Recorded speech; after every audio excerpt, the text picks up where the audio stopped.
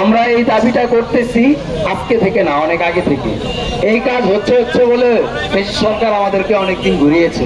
আমরা এই সেতু পাইনি, আমাদের গ্যাস আমরা ব্যবহার করতে পারছি না, আমরা ট্রিটমেন্ট নিতে পারছি না, আমাদের ভোলায় সবকিছুর দাম আছে, শুধুমাত্র মানুষের জীবনের কোনো মূল্য নাই।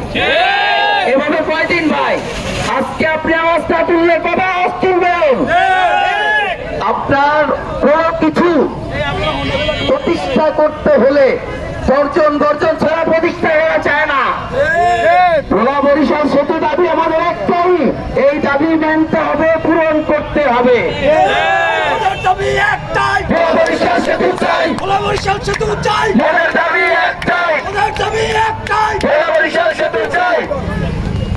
সুপ্রিয় আমাদের এখানে উপস্থিত সিনিয়র বৃন্দ এবং আমাদের ছোট ভাই ব্রাদার যারা এখানে আছেন, সবাইকে আন্তরিক অভিনন্দন জানাচ্ছি আমাদের এই বিক্ষোভ মিছিল, মানববন্ধন ও বিক্ষোভ মিছিলে অংশগ্রহণ করার জন্য।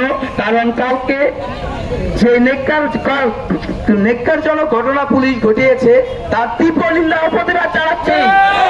এখন কিভাবে এই স্বৈর শাসকের দোসররা এখনো কিভাবে ছাত্রদের গায়ে হাত তোলে?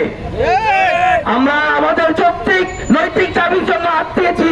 আমরা যা ইচ্ছা তা চাই নাই, আমরা বলি নাই নোয়াখালীর মতো বিভাগ চাই, আমরা বলেছি সেতু চাই।